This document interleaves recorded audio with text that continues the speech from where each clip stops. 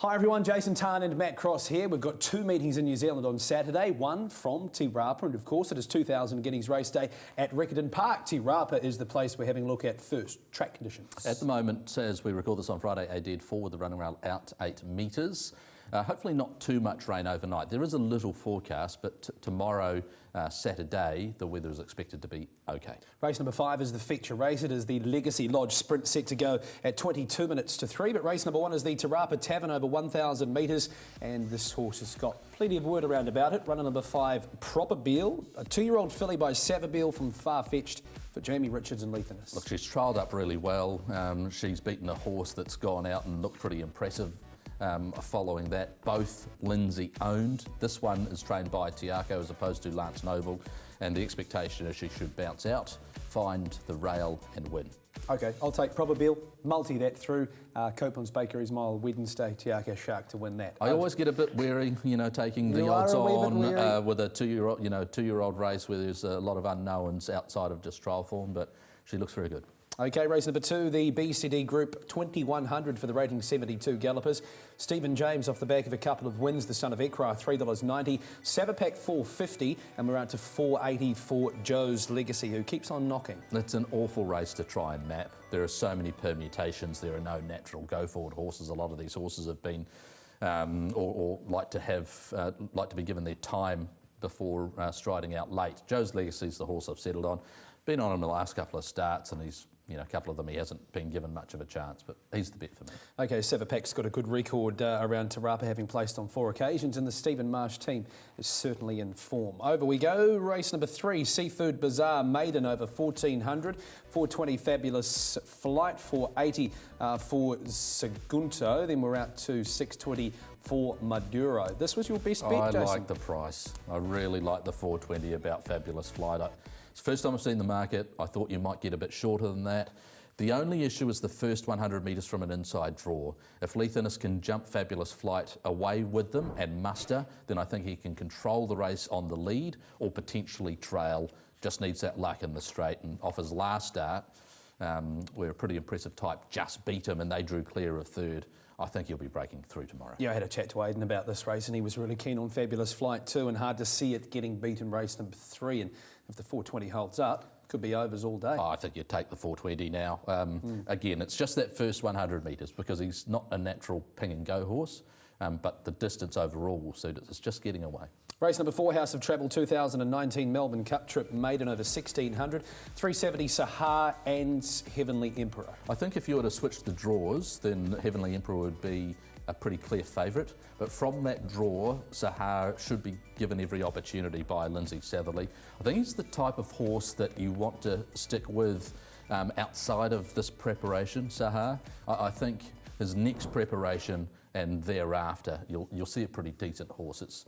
It just might not quite be there yet, but he's the win bet for me. 3-year-old son of Ifraj for Murray Baker and Andrew Forsman. Hard to roll in race number 4. The 5th is the Legacy Lodge Sprint over 1,200, a race that we did preview on the live show, Jason, with the race favourite being $4 Santa Monica, 420 Untamed Diamond and Indecision. The way I marked this market, Yearn and Your Way were the 2 horses that were overs. These 2 were unders, and I was around a similar price with Santa Monica. So Yearn and Your Way to me are worth small bets.